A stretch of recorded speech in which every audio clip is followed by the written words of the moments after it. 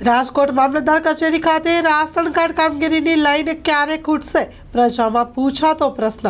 સરકારે જાહેર કરેલ સૂચના મુજબ રેશન કાર્ડ કેવાયસીમાં પ્રજાને પડતી હેરાનગતિને અત્યાર સુધીમાં અધિકારીઓએ તેમજ પદાધિકારીઓએ પણ કરેલ રજૂઆત બહારે કાને અથડાઈ પાછી પડી છે।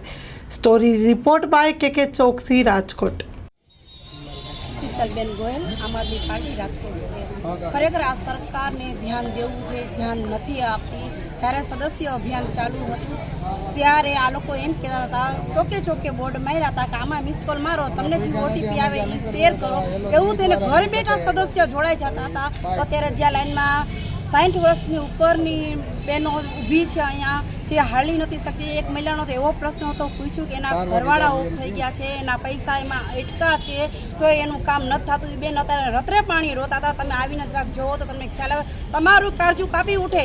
એ બેન હાલી નથી શકતા, એ બેન રોતા હતા અહીંયા કે આ લોકો અહીંયા લાઈનમાં ઊભા રહ્યા। પછી એમ કહે છે કે હવે આ ડોક્યુમેન્ટ ઘટે છે। હવે એ બેન લાઈનમાં ઊભી રહીને બારીએ પહોંચ્યા, પછી એને એમ કે તમારા ઘટે છે તો શું એ બેન પાછા લેવા જાય? પછી પાછા લાઈનમાં સામાન્ય કોઈ પણ પબ્લિક વચ્ચે પાછા ઘરમાં એ બેનને નથી દેવાના, એ બેન પાછા લાઈનમાં ઊભા રહે, ફરી પાછા ફિક્સ કહેતા નથી કે બેન તમારે 1 નંબરની બારીએ ઊભું રહેવાનું છે કે તમારે 3 નંબરની 4 નંબરની। એમાં આ લોકો જે બારી આપી છે એ બારીએ કઈ આ બેનને કાઢ્યા છે। સામાન્ય જે ભણેલા ન હોય કે એમને ખબર હોય કે મારો વારો આ બારી આવશે।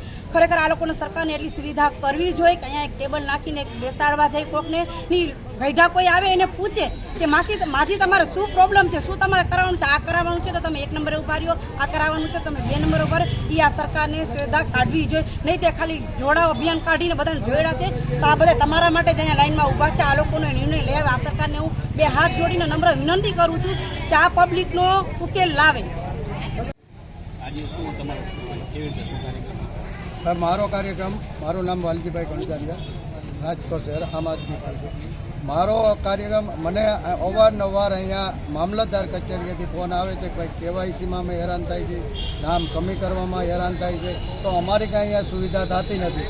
તો હું અત્યારે આવ્યો, મારો સ્ટાફ સાથે અમે આવ્યા છીએ, તો પબ્લિકને અમે રહી જાય તો કહેવાનો મતલબ એ છે કે સવારના 7 વાગ્યાના એ લોકો અહીંયા લાઈનમાં ઊભે, અહીંયા નથી પાણીની સુવિધા, નથી આવી તો કોઈ ટોયલેટ કે જવું હોય તો એની સુવિધા, તો બારી 11 વાગે ખુલે। મારો કહેવાનો સરકારને એ જ છે કે ભાઈ તમે અહીંયા વ્યવસ્થા કરો। એક તો ગમે તમે માણસને ઊભો રાખો કે એને ફોર્મમાં હું તકલીફ છે, હું નથી।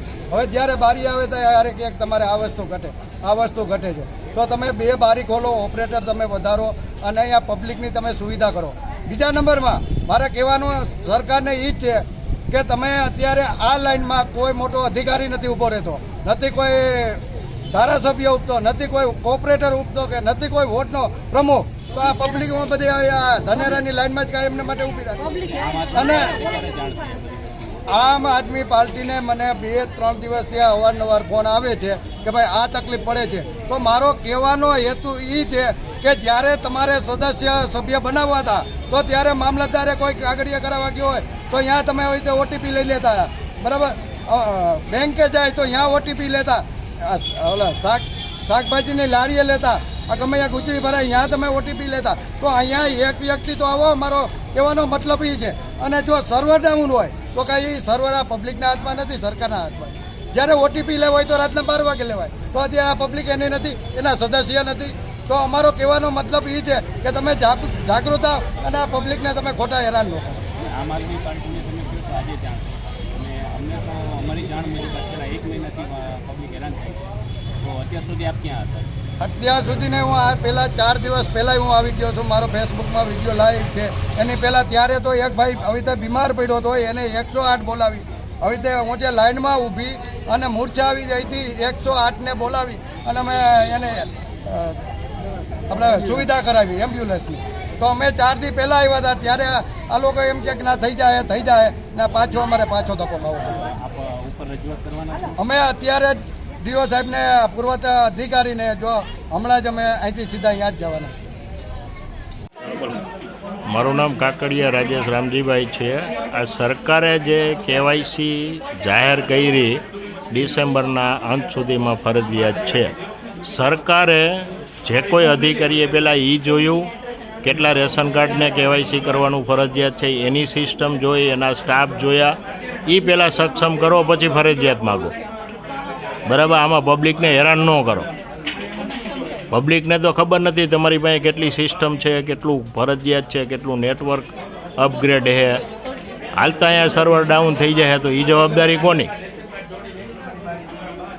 સમજીને કટ ઓફ ડેટ જાહેર કરવી જોઈએ. તમારો સ્ટાફ, તમારી નેટ, તમારું સર્વરની કેપેસિટી જોઈને કટ ઓફ જાહેર કરવી જોઈએ. હવે કહેવા મુજબ એને જે ડેટ જાહેર કરી છે એ ડેટ ખોટી છે, નિર્ણય ખોટો છે, નિર્ણય કરનારે ખોટા છે. એને એનું પહેલાંનું સક્ષમતા છે કે નહીં એ જોવું. પબ્લિક તો અહીંયા દરરોજ આવી જાય, પબ્લિકને ખબર છે. એને જાહેર કર્યો તો એને ખબર નહોતી પડતી કે એને કેટલા KYC કરવાના છે. ડેટ જાહેર કરી તો